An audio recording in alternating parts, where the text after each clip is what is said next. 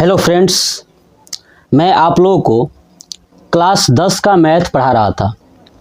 तो क्लास के 10 के मैथ में मैं सांख्यिकी चैप्टर में टोटल जो है कि 6 क्वेश्चंस करा चुका हूँ, प्रश्नावली 13.1 का। आज से मैं प्रश्नावली 13.1 का क्वेश्चन नंबर 7 कराने वाला हूँ। तो चलिए देखते हैं क्वेश्चन नंबर 7 क्या है। कह रहा है कि वायु में सल्फर डाइऑक्साइड यानी SO2 की सांद्रता, देखिए ये SO2 की जो सांद्रता लिखा हूं ये वायु के अंतर्गत इनकी मात्रा है।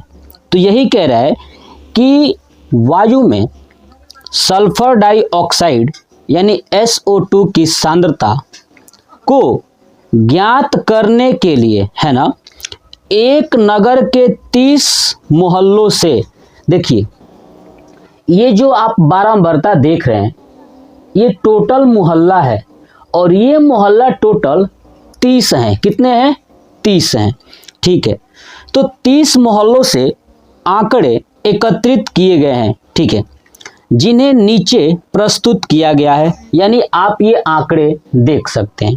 तो कह रहा है कि वायु में SO2 की सांद्रता का, ठीक है, माध्य ज्ञात कीजिए, है ना। वायु में जो SO2 है उसकी जो सांद्रता का, ठीक है ना, सांद्रता का माध्य ज्ञात करना है। तो चलिए सीखते हैं माध्य कैसे ज्ञात करना है। देखिए मैं आपको बताऊं कि जो ये आपको ये श्रृंखला दिख रही है यानी सारणी दिख रहा है, ठीक है, इस सारणी में वायु के अंतर्गत SO2 की कितनी मात्रा है ये दिया हुआ है और उसकी बारंबारता दिया हुआ है। क्लियर?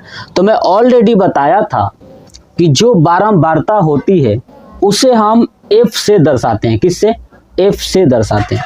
देखिए F का मान ये दिया हुआ है, ठीक है। हम इस टेबल को और इंक्रीज करते हैं, टेबल को बढ़ाते हैं। देखिए जब टेबल को बढ़ाएंगे तो एक और टेबल अगर मैं बनाऊंगा तो यहाँ पे मान निकलेगा X। किसका? X का। और X बराबर क्या होता है?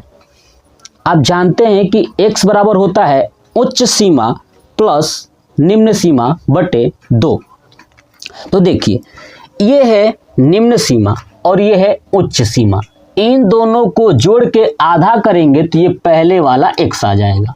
ऐसे ही इन दोनों को जोड़ के आधा करेंगे तो दूसरे वाले का X आ जाएगा।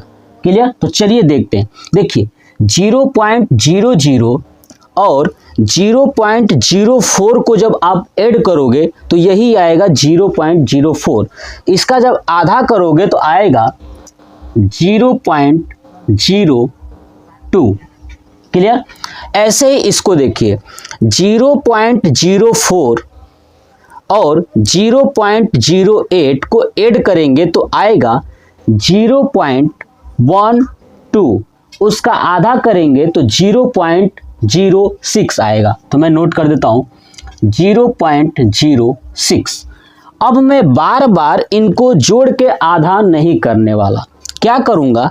मैं यहाँ पे देखूंगा कितना ये इंक्रीज हो रहा है। तो देखिए 0.02 से 0.06 में देख रहा हूं कि 0.04 बढ़ा हुआ है। तो ऐसे ही मैं इसमें बढ़ा के चलूंगा 0.04। तो चलिए बढ़ाते हैं। देखिए 0.02 में 0.04 ऐड करेंगे तो 0.06 आएगा। इसमें जब ऐड करेंगे 0.04 तो आएगा 0.10। इसमें जब आप ऐड करोगे 0.04 तो आएगा 0.14। अब इसमें जब ऐड करोगे 0.04 तो आएगा 0.18। जब इसमें ऐड करोगे 0.04 तो आएगा 0.22। ये हो गया हमारा X। क्लियर? अब जो ये हमारे X बना हुआ है, अब हमें क्या करना है कि X से आगे चलना है। तो मैं एक चीज नोट कर पा रहा हूं कि जो X का मान है ये 0.02, 0.06, 0.10, 0.14, 0.18 और 0.22 है। ठीक है, तो ये वैल्यू छोटी ही है, तो मैं क्या करता हूं कि प्रत्यक्ष विधि का प्रयोग करके, ठीक है ना, और क्या निकाल दूंगा, तो माध्य ज्ञात कर दूंगा। तो ठीक है, तो चलिए ये है f और ये है x, यहाँ पे गुणा कर दूंगा f इंटू एक्स, तो एक और हमारा चार्ट ये बनेगा। ठीक है, तो f इंटू एक्स, देखिए f का मान है 4 और x का मान है 0.02, ये पूरा x का मान है और ये f का मान है। तो पहले वाले f से पहले वाले x में गुणा करेंगे तो 4 दूना 8 यानी 0.08 आएगा। क्लियर? ऐसे ही 9 को 0.06 में मल्टीप्लाई करेंगे तो 9 छक 54 होता है, तो आएगा 0.54। क्लियर? ऐसे ही 9 को 0.10 में मल्टीप्लाई करेंगे तो आएगा 0.90, है ना। चलिए ऐसे ही 2 को 0.14 में मल्टीप्लाई करेंगे तो आएगा 0.28। क्लियर? चलिए ऐसे ही 4 को 0.18 में मल्टीप्लाई करेंगे तो आएगा 0.72। क्लियर? चलिए ऐसे ही 2 को 0.22 में मल्टीप्लाई करेंगे तो आएगा 0.44। तो ये क्या है, एफ एक्स है, तो यहाँ पर निकालूंगा सिग्मा एफ इंटू एक्स, यानी इन सब को जोड़, है ना, इन सब का क्या करूंगा, जोड़ दूंगा, और यहाँ पे फिर निकालूंगा सिग्मा एफ। तो सिग्मा एफ हमें पता है कि टोटल घरों की संख्या यानी मोहल्लों की संख्या कितना दिया था, 30 दिया था, तो जोड़ने की जरूरत नहीं है, मैं डायरेक्ट 30 लिख दूंगा। लेकिन जो ये वैल्यू है इसको ऐड करूंगा। अब कैसे ऐड करेंगे, तो आपको सबको नॉर्मल ऐड आता ही है, आप उसी ऐड के थ्रू आप कर सकते हो। तो चलिए मैं ऐड करता हूं। देखिए 8 और 8 16, 16 4 20 और 20 और 6 26 का 6 यानी 2, 7 4 11, 11 2 13।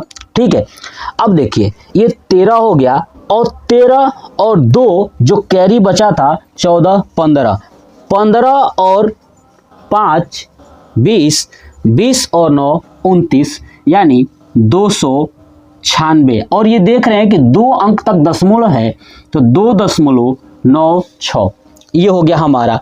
अब लिखेंगे क्या, माध्य। क्या लिखेंगे, माध्य इक्वल टू क्या लिखेंगे, तो सिग्मा एफ इंटू एक्स अपान सिग्मा एफ। मैं क्या करता हूं कि सिग्मा एफ एक्स का मान कितना है 2.96 रख दूंगा, 2.96 अपान सिग्मा एफ का मान कितना है 30, तो मैं रख दूंगा 30। क्लियर? अब इसको हमें सॉल्व करना है। तो देखिए पॉइंट हटाऊंगा तो ये क्या होगा, नीचे 2 जीरो आ जाएंगे, यानी 296 बटे 3000 है, तो 3000 को लिख सकता हूँ 3 गुणे 1000। अब 296 में 3 का भाग कर दूंगा तो कितना आएगा,